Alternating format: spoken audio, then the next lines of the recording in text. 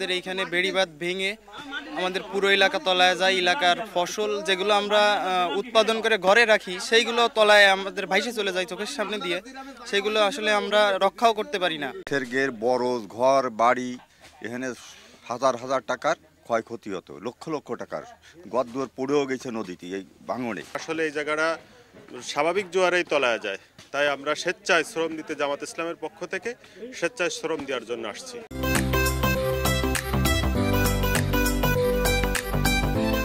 বাগেরহাটে স্বেচ্ছায় 2 কিলোমিটার বেড়িবাঁধ নির্মাণ করে দিয়েছেন জামাত ইসলামের নেতাকর্মীরা।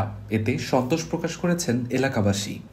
বুধবার ভোরে বাগেরহাট সদর উপজেলার ভৈরব নদীর পার্শ্ববর্তী বিষ্ণুপুর গ্রামের বাঁধ নির্মাণ কাজ শুরু হয়। বাগেরহাট সদর উপজেলা জামাত ইসলামের উদ্যোগে আশেপাশের 5টি ইউনিয়নের প্রায় 2 শতাধিক নেতাকর্মী এ কাজে অংশ নেন। গ্রামবাসীর অভিযোগ, দীর্ঘ 15 থেকে 16 বছর ধরে জোয়ার ভাটার পানি ওঠানামা থেকে শুরু করে ফসলি জমি ও জলোচ্ছ্বাসের ফলে ঘরবাড়ি প্লাবিত সহ নানা ভোগান্তিতে পড়তে হয় তাদের।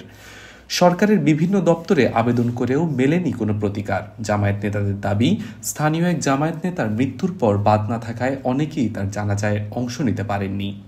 শুষ্ক মৌসুম হওয়ায় স্বেচ্ছায় 2 কিলোমিটার বেড়িবাঁধ করে দেওয়ায় সন্তোষ প্রকাশ করেছেন এলাকাবাসী। তবে এবারে তারা সমাধান চান স্থায়ীভাবে।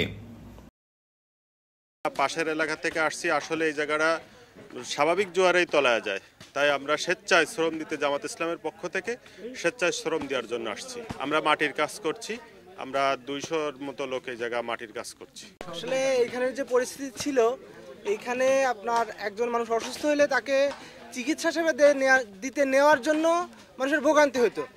একজন মারা গেলে তার জানাজায় লোকজন আসতে পারতো না। সেক্ষেত্রে এই বেড়িবাঁধ হওয়াতে যে মানুষের কতটা সুবিধা হবে, আর্থিক ও সামাজিক দিক দুই দিকেই সুবিধা হবে, এবং আমরা এই উদ্যোগটাকে স্বাগত জানাচ্ছি। এখানেই আমাদের স্থানীয় বাড়ি। এখান থেকে যখন পানি ওঠে আমাদের কলা গাছ, জমির ফসল যা কিছু করে, পানের বরজ এই পাশে কোনোটাই নাই, সব উঠে গেছে। এবং যারা এখন আছে বসত করা, তারা পানের বরজ করতে সাহস পাচ্ছে না, যেহেতু 2-1 টাকার ব্যাপার তো না। কিন্তু ধান রুলি দেখা গেল কিছুদিন পরে পানিতে তলায় গেলি মারা গেল। আর আমরা বিগত দিনে সরকারের কাছে, যে ফ্যাসিস্ট সরকার ছিল, আওয়ামী লীগ স্বৈরাচার, তাদের কাছে আমরা অনেক বলেছি যে এইখানে আমাদের বেড়িবাঁধের প্রয়োজন, আমাদের এলাকা তলায় যাচ্ছে, কিন্তু তাদের কোনো লক্ষ্য নাই। আমরা এতগুলো লোক এইখান দিয়ে তলায় যাচ্ছি, আমাদের ক্ষয়ক্ষতি হচ্ছে, তারা আমাদের কোনো উপকার করে নাই। আমরা এখন জামাত ইসলামের উদ্যোগে এইটা আমরা পাচ্ছি সীমিত একটা সমাধান। আমরা চাই স্থায়ীভাবে এখানে একটা সমাধান করতে, যাতে আমাদের একটা বড় একটা বেড়িবাঁধ হয়, আমাদের এলাকা যাতে আর চলাচল করতে পারি, এলাকা যাতে না তলায় যায়। বাঁধ নির্মাণে এলাকার মানুষ স্বতঃস্ফূর্তভাবে অংশগ্রহণ করেছেন। বাঁধ নির্মাণ করে দিতে পেরে গর্বিত বলে জানান জামায়াত ইসলামীর এই নেতা। তার ইন্তেকালের পরে আমরা তার বাড়িতে খোঁজ খবর নিতে আসলাম। আসার পরে দেখি যে এই যে রাস্তাটা খুবই কষ্টকর। তারও দীর্ঘদিনের আশা ছিল যে এই রাস্তাটা কিভাবে করা যায়, কিন্তু করতে তিনি পারেননি। আল্লাহ তাআলা তাকে নিয়ে গেছেন। আমরা তার জন্য দোয়া করি যে আল্লাহ তাআলা যেন তাকে জান্নাতুল ফেরদাউসের সর্বোচ্চ মর্যাদা দান করেন।